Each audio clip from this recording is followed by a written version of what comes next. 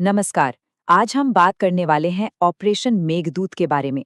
ये एक ऐसा सैन्य अभियान था जो इतनी इतनी ज्यादा ऊंचाई पर चलाया गया, जहां सिर्फ जिंदा रह जाना ही अपने आप में एक बहुत बड़ी चुनौती है। तो चलिए जानते हैं दुनिया के सबसे ऊंचे युद्ध क्षेत्र की ये कहानी। तो सबसे पहला और सबसे बड़ा सवाल तो यही उठता है ना कि आखिर एक ऐसी बर्फीली वीरान सी बंजर जमीन के लिए जहां रहना भी लगभग नामुमकिन है, दो देश आपस में क्यों लड़ेंगे? देखिए, इस सवाल का जवाब ही इस पूरे संघर्ष की जड़ है। तो चलिए मिलकर इस पहेली को सुलझाते हैं। कहानी की शुरुआत होती है 13 अप्रैल 1984 से, जब भारतीय सैनिकों ने ऑपरेशन मेघदूत लॉन्च किया। तो उनका सामना किसी दुश्मन सेना से नहीं हुआ। उनका पहला और सबसे खतरनाक दुश्मन वो थी सियाचिन की बेरहम प्रकृति, वहां का मौसम और मुश्किल इलाका। जरा इस नंबर पे गौर कीजिए, -70 डिग्री सेल्सियस। सोचकर ही कंपकपी छूट जाती है। ये सिर्फ एक आंकड़ा नहीं है, ये वो हकीकत है जिसका सामना हमारे सैनिकों ने किया। इतनी ठंड में लड़ना तो बहुत दूर की बात है, वहां पर तो बस सांस लेना भी अपने आप में एक जंग थी। तो चलिए अब वापस उसी सवाल पर लौटते हैं कि आखिर ये वीरान सा दिखने वाला ग्लेशियर इतना ज्यादा जरूरी क्यों है। अब हम समझेंगे कि सियाचिन की स्ट्रेटेजिक इंपॉर्टेंस क्या है, जिसने भारत को ये असाधारण कदम उठाने पर मजबूर कर दिया। तो सबसे पहले ये समझते हैं कि सियाचिन है क्या। ये काराकोरम रेंज में फैला 76 किलोमीटर लंबा एक ग्लेशियर है, मतलब दुनिया का दूसरा सबसे लंबा नॉन पोलर ग्लेशियर। इसकी लोकेशन ठीक उस जगह के आगे है जिसे पॉइंट NJ 9842 कहते हैं, जहां पर भारत और पाकिस्तान के बीच की लाइन ऑफ कंट्रोल, जिसे हम LOC कहते हैं, ऑफिशियली खत्म हो जाती है। सियाचिन भारत के लिए एक स्ट्रेटेजिक ट्राइपॉड की तरह काम करता है। अब ये समझना बहुत जरूरी है कि क्यों। पहली बात तो ये कि ये पाकिस्तान और चीन के बीच एक दीवार की तरह खड़ा है, जो उन्हें सीधे तौर पर जुड़ने से रोकता है। दूसरा, इसकी जो साल्टोरो रिज की ऊंचाइयां हैं, वहां से भारत पाकिस्तान अधिकृत कश्मीर की हर हलचल पर नजर रख सकता है। और तीसरा, ये नुब्रा और सिंधु जैसी हमारी जरूरी नदियों का मेन सोर्स है, यानी ये हमारी वाटर सिक्योरिटी के लिए भी बेहद अहम है। तो चलिए अब कहानी में उस मोड़ पर चलते हैं जहां टेंशन अपने पीक पर पहुंच गई थी। भारत को कुछ ऐसी खुफिया जानकारी मिली जिसने उसे फौरन एक्शन लेने पर मजबूर कर दिया। ये सच में समय के खिलाफ एक दौड़ थी। देखिए, इस पूरे विवाद की जड़ें इतिहास में छिपी हैं। 1949 और 1972 के समझौतों में लाइन ऑफ कंट्रोल को पॉइंट NJ 9842 पर ही खत्म मान लिया गया और उसके आगे के ग्लेशियर वाले इलाके को बस यूं ही छोड़ दिया गया, बिना किसी मॉकिंग के। फिर 70 के दशक में पाकिस्तान ने इसी अस्पष्टता का फायदा उठाया और विदेशी पर्वतारोहियों को वहां जाने के परमिट देने शुरू कर दिए। ये एक तरह की मैप अग्रेशन थी, ताकि दुनिया के नक्शों पर वो इलाका उसका दिखने लगे। इसी के जवाब में 1978 में भारत ने कर्नल नरेंद्र बुल कुमार के लीडरशिप में अपना खुद का अभियान भेजा। और कर्नल कुमार के इसी अभियान के दौरान एक बहुत ही चौंकाने वाली बात सामने आई। उन्हें एक जर्मन पर्वतारोही से एक नक्शा मिला और उस नक्शे में सियाचिन ग्लेशियर को पाकिस्तान की सरहद के अंदर दिखाया गया था।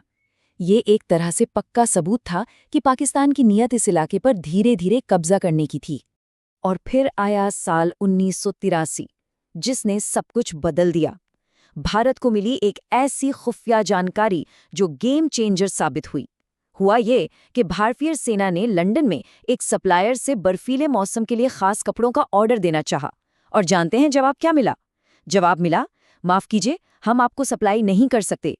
पाकिस्तान पहले ही इसी तरह के गियर का एक बहुत बड़ा ऑर्डर दे चुका है। बस तस्वीर बिल्कुल साफ हो गई थी। पाकिस्तान ऑपरेशन अबाबील के नाम से सियाचिन पर कब्जा करने की पूरी तैयारी में था। अब तो बस एक ही रास्ता था, भारत को उनसे पहले वहां पहुंचना था। तो अब कहानी वापस एक्शन पर आती है। पाकिस्तान के प्लान को फेल करने के लिए भारत ने अपनी योजना को बहुत तेजी से और निर्णायक तरीके से अंजाम दिया। ऑपरेशन मेघदूत अब बस शुरू होने ही वाला था। यहाँ टाइमिंग सबसे जरूरी थी। भारतीय कमांड ने 13 अप्रैल की तारीख चुनी। ये बैसाखी का त्योहार था और उन्हें पता था कि पाकिस्तान ये कभी सोच भी नहीं सकता कि भारत त्योहार के दिन ऐसा कोई कदम उठा सकता है। ये एक शानदार टैक्टिकल मूव था। ऑपरेशन का मकसद बिल्कुल साफ था, ग्लेशियर तक पहुंचने वाले सभी रास्तों को कंट्रोल करने वाले जो मेन पहाड़ी दर्रे हैं, उन पर कब्जा करना। इसका मतलब था बिलाफोंड्रा, सियाला और ग्योंगला को अपने कब्जे में लेना, ताकि पूरे साल्टोरो रिज पर भारत का कंट्रोल हो जाए। सच कहूं तो ये ऑपरेशन लॉजिस्टिक्स का एक चमत्कार था। भारतीय वायु सेना ने अपने हेलीकॉप्टरों के जरिए सैनिकों और सामान को दुनिया के कुछ सबसे खतरनाक ऊंचाइयों पर पहुंचाया। लेकिन वहां पहुंचते ही उनकी पहले जंग एक भयंकर बर्फीले तूफान से हुई, जिसने 3 दिनों के लिए उनका संपर्क पूरी दुनिया से काट दिया। और देखिए विडंबना, ऑपरेशन का पहला भारतीय जवान दुश्मन की गोली से नहीं बल्कि अत्यधिक ऊंचाई की बीमारी से शहीद हुआ।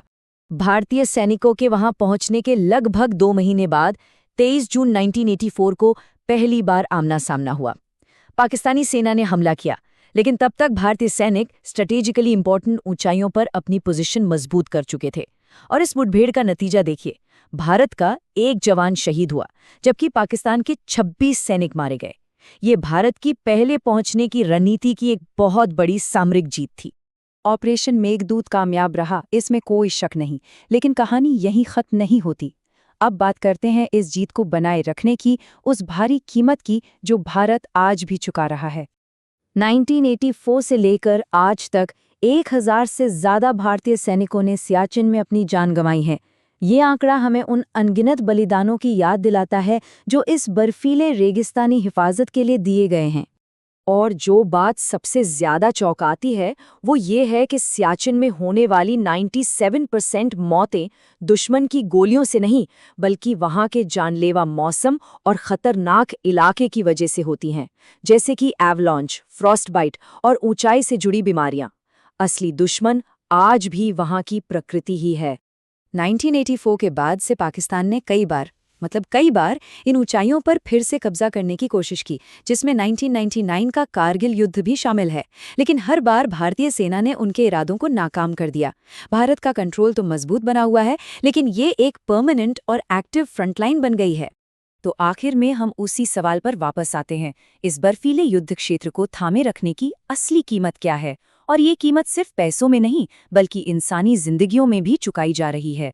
ये एक ऐसा सवाल है जो हमें इस असाधारण ऑपरेशन की विरासत और हमारे सैनिकों के उस अदम्य साहस पर सोचने के लिए मजबूर करता है।